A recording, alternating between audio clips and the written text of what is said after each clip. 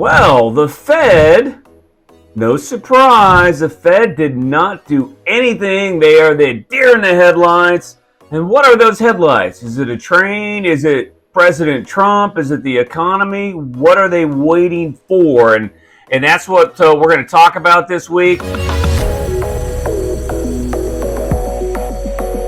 Kind of getting into the big three. Prices are steady. They're not really going up so much, at least locally, but they are steady. Inventory is up. Rates are sideways. So we got a couple yellows this week. Don't have yellows too often, but really not a lot of movement. No reds though, so that's a good thing. Let's talk about the headline news. The Fed stays put. We'll get into that a little bit. Oahu housing market, Honolulu County, steady. Cost of waiting. We're going to talk about the cost of waiting here as well. I think that's super important that people who are looking to buy know what the cost of waiting, because everybody's saying they're waiting for rates to come down, but what does that even mean? And what does that mean for the buyer? Well, I tell you what, the cost of waiting for those rates to come down, it may shock you. We'll get into that. And then finally, mortgage rates, exactly the same. We'll get into that just a little bit. Can't wait to talk to you here about the Fed. We've been talking about the Fed for years. Well, guess what? They didn't do anything. Nope, they didn't. All right, you can take a look at the graph here. You know, the Fed, they are waiting. They got the deer in the headlights. You know, Fed Chair Powell says the economy has expanded at a steady pace. Yet we just got a Q1 GDP that shows a contraction of minus 0.3%. So I'm not sure what steady means to the Fed. Unemployment is up. Right now, it isn't up at 4.3, but it has steadily gone up. And the 4.2, which we had in March, was the same as the 4.2 in April, but it really wasn't.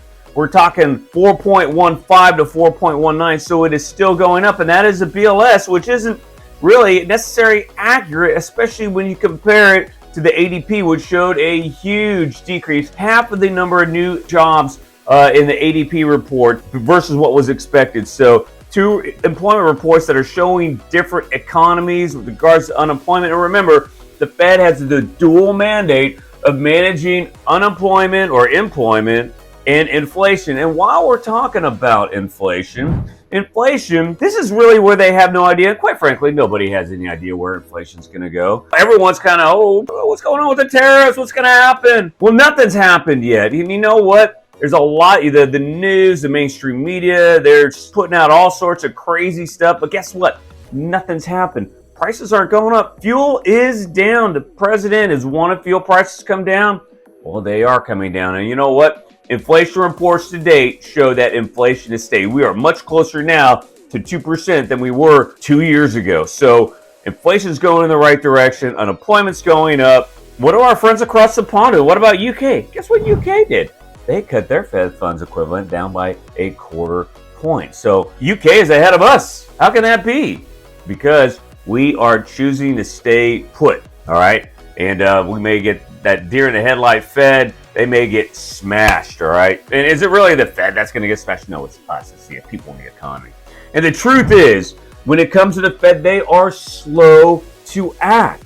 Just like they were back in 2022 when they failed to raise the Fed funds rate at the beginning when they saw inflation going up. They reacted too late. And remember, when the Fed actually cuts the Fed funds rate or raises the Fed funds rate, we don't see that impact immediately. The impact isn't necessarily felt for 3 to 6 months down the line. So if we think that the economy is going to get worse and we're going to go in a recession, and there are a lot of people who think we're heading that way, why wait until we're there to start cutting the rates? And guess what? Even if they cut the Fed funds rate by 1/4 point, the Fed is still in a restrictive lending environment. All right. So it's not like the floodgates are going to open and everyone's going to start spending money. No, they're going to start spending money to save their people, all right, to save their companies, because right now they can't borrow. And guess who also needs to refinance?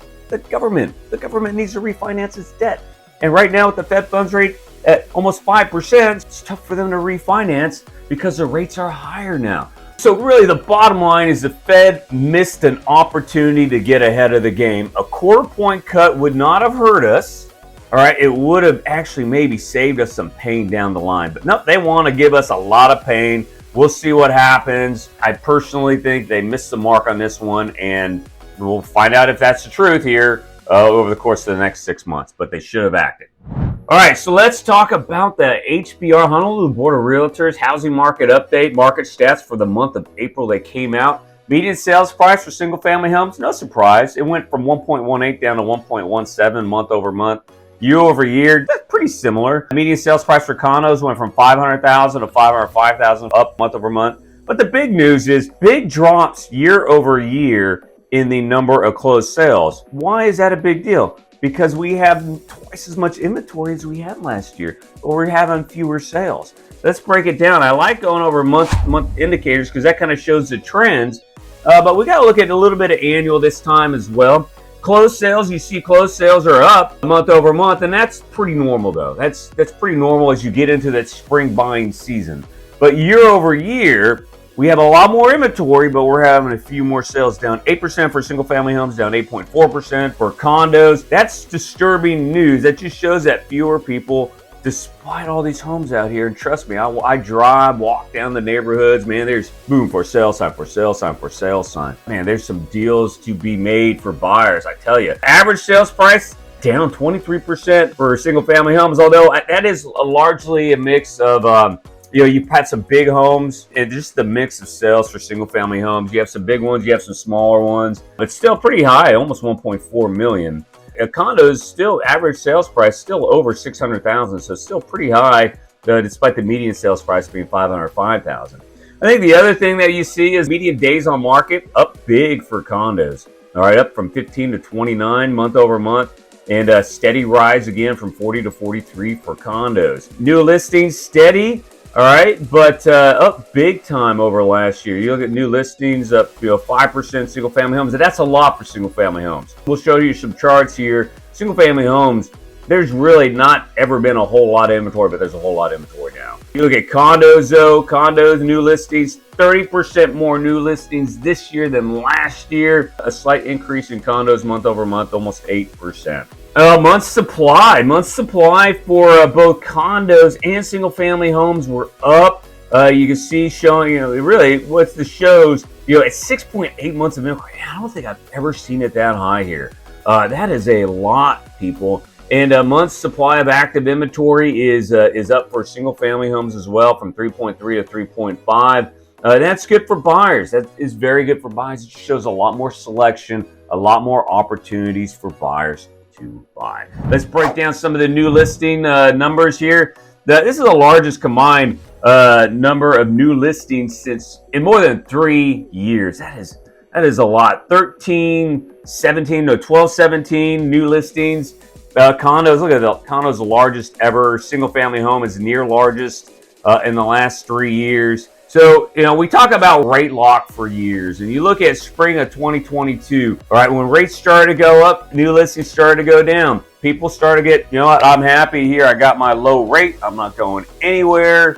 All right, we had that lockdown or that lock-in effect, and we've had that lock-in effect for much of the last 3 years, but you're seeing this inventory go up. New listings going up because people can't wait anymore. They're either, certainly with the military folks, a lot of them, it's been 3 years. They're about ready to PCS, so they got to come to the market. And because they have to sell, you're finding as a buyer, you're finding some really, really good deals. And again, I'm going to show you the cost of waiting here in a second. But, this is unsustainable for people who are looking to sell. More and more people who look to sell, more inventory, they're going to have to take some off the plate and maybe lose a little money if they decide to sell. We'll talk about whether they should do that to sell or rent and here in a little bit. All right, let's look at active inventory. So I use a different chart than the HBR, but it's very similar. We got two charts I'm going to show you here. We got Honolulu active inventory. Look at this. Inventory that we have here in Honolulu is over 3,300 active homes inventory. This is a combination of single family homes and condo.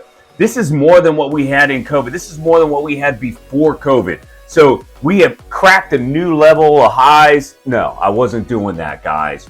All right, we have a new level of highs. Individually, both condos and single family homes have hit 10-year highs in inventory. So, I tell you what, that bodes so well for buyers in Oahu. But let's compare this to the rest of the nation. All right, right now, active inventory across the nation, we have 30% more homes on the market than we did last year at that time, which seems really good, and that is good. But you know what?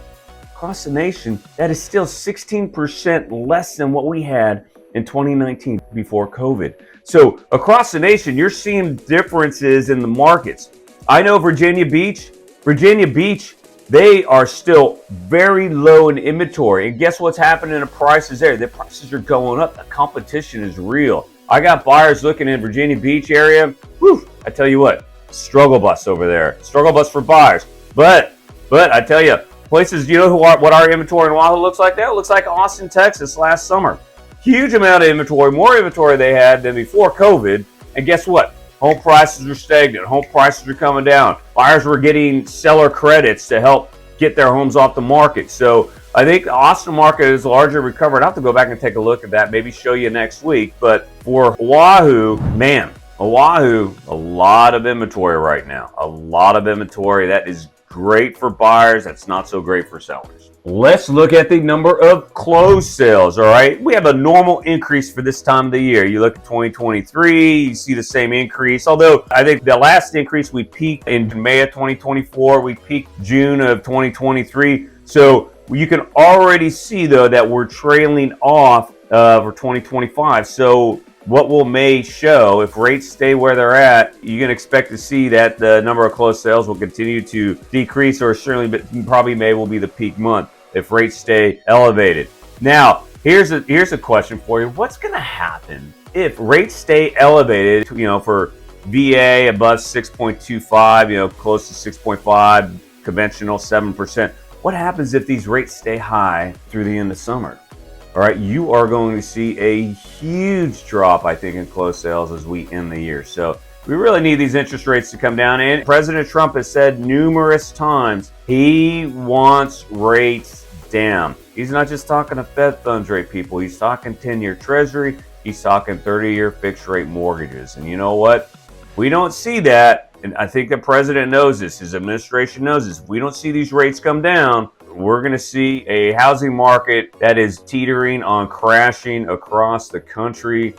Some people might say we're seeing that now. I don't think we're seeing it now. I think we'll make it through these summer months because you got that normal increase in people moving. But man, if it doesn't get better by the end of the summer, we're going to be in our locker, people. Looking at median sales price, this is where the rubber meets the road. Steady pace wins the race. All right, despite interest rates being high, you still see median sales price for single-family homes almost at 1.2 million, condos at 500,000, and that's been steady. And I don't see that going down, except maybe condos. The longer we have this increase in inventory, but here's the problem, folks. What's the alternative? If you're in the military, you could go into base housing. But I tell you what, the base housing options aren't very good. I drive around base housing, certainly around the island, and it's not in very good shape. Guess what? You're giving up all your BAH, all right, for substandard housing. That's my opinion. I lived in base housing for a long time. All right, and what about renting? Man, renting is harder to rent a home than it is to buy. I've been talking to clients who've been doing both,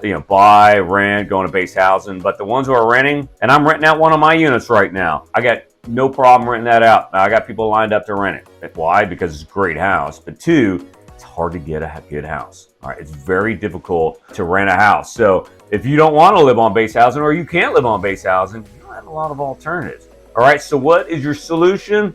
The solution could be buying a house and not waiting, but doing it now. Let's talk about the cost of waiting. All right, so let's talk about the cost of waiting. It is less expensive for you to buy a home now in so many different ways, and that's what we're going to discuss right now. Let's do the scenario. $1 million home in Ewa Beach, interest rate 6%. A little high right now, but we've been down 6% a couple times. So let's say 6%. Right, your mortgage payment in Ewa Beach right now, $1 million home, guess what? You could probably get about a $35,000 credit. I've seen $40,000, $45,000 seller credits. All right, and what does that do for you? Well, one, that allows you to do a 2-1 rate buy down. So basically, first year, your rate will be 2% lower than what you locked at. So instead of paying a 6% mortgage payment, you're paying a 4% mortgage payment. So that first year, your mortgage payment is going to be $5,174. This is an estimate. $250 taxes, $150 insurance. What are your closing costs? Across the board, your closing costs can be about, for $1 million home, you're looking at about $13,000. All right. Remember, the buyer agent gets compensated by the buyer. Right now, because we are in a buyer's market, the sellers are paying the compensation. They're paying, we'll say 2% compensation. Can be 3%, but we'll say 2%. All right, compensation to the buyer's agent. $1 million home, that's $20,000. All right, estimated seller credits at $35,000 right now. Can you do it? Absolutely. Is it happening? Absolutely, every single day. All right, what is your cash to close as a buyer buying $1 million home today at 6%? Minus $200. You're going to get some money back if you buy a home today and you get that seller credit. Is it happening? It absolutely is. I'd probably say 75% of my sellers or 75% of my buyers are getting a seller credit to either do a 1-year buy down or a 2-year buy down. Now let's say you want to, I'm going to wait, Larry Gonzalez, I'm going to wait. I'm going to wait until rates get down to 5.5% to buy. Roger that. What happens at $1 million at 5.5%? All right, your mortgage payment at 5.5% is now $6,078, which is more than what it was if you would have bought at 6%. All right, well, guess what? Are you going to cost for a 2-1 buy down? I ain't getting it. Closing costs, you're still going to be $13,000. All right, that buyer agent pay, sellers are probably still going to pay the buyer agent compensation at 2%. So that $20,000, you're probably not going to pay that. All right, what are you going to get for seller credits? You're going to get nothing. Why? You're going to have more offers on that home. All right, so what are you going to pay to close this home that you're paying more in your mortgage payment by almost $900? Almost $900? You're going to be paying $13,000 out of pocket.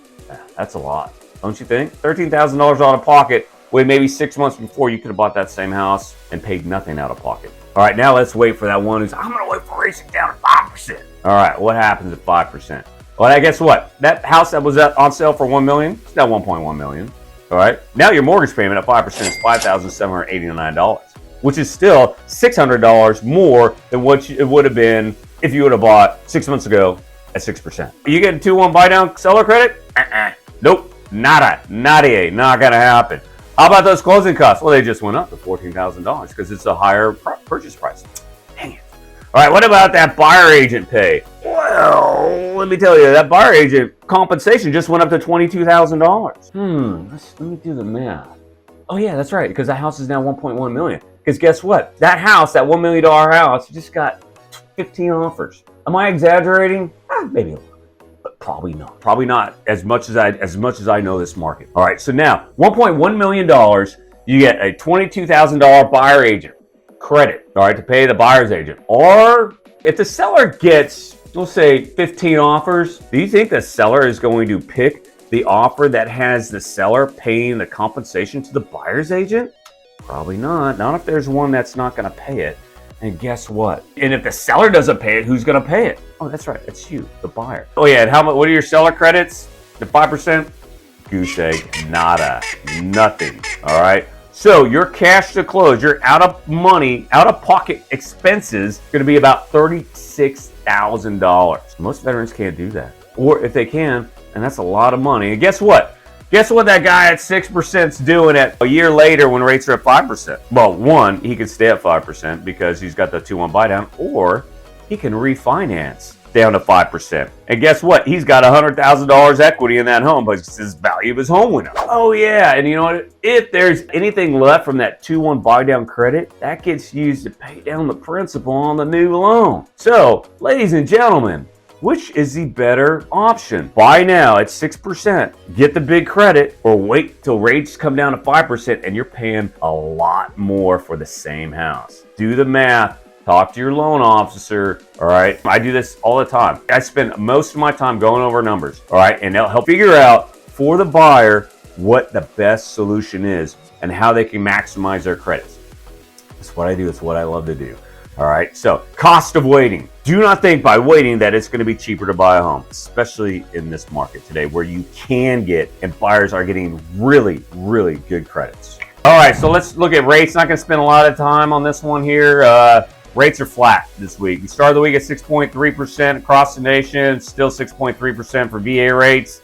Next, where are we at? The mortgage apps were up this week, 11% for both purchases and for refinances, and that's largely because these numbers are old numbers. They are from when rates were going down a couple weeks ago. Well, guess what's going to happen next week? We'll probably see mortgage apps either flat or down a little bit. We'll see. But again, this is old news. Mortgage apps will probably go down as long as rates stay where they're at. And really, for the buyers, we've kind of talked about ad nauseum. All right. So much more inventory right now. Waiting for rates to go down, you're going to pay more. All right. Sellers, Hey, if you bought your home, 3 years ago, 4 years ago, and you put your house on the market, it'll sell. All right, you may not get as much as you would have, 2 years ago, 3 years ago, certainly when you bought the home, but you're still going to make some money on it. If you think you're going to come to the table and lose, you really need to look at renting. All right, renting the home out, because you know what? Renting a home out and maybe paying $1,000 out of pocket, up to $1,000 out of pocket, is still a better option than selling a home and coming to the table with $20,000 to $30,000 to make up the difference in cost in the purchase price. So, and that's another area where you need to talk to your lender, you need to talk to your realtor, and really go over the numbers to see what makes sense. All right, the last thing I want is for a seller to lose money, but a lot of sellers are freaking out. It's like what happened when we had the housing crisis back in 2008, 2009. A lot of people just walked away. They gave up. All right, it got too tough for them. Well, don't let the market beat you. Beat the market, all right, by staying strong, all right? In any case, folks, don't give up, because things will get better, and things are going to get better, I think, this year, but you just got to look at all your options. Don't make the panic decision, sellers.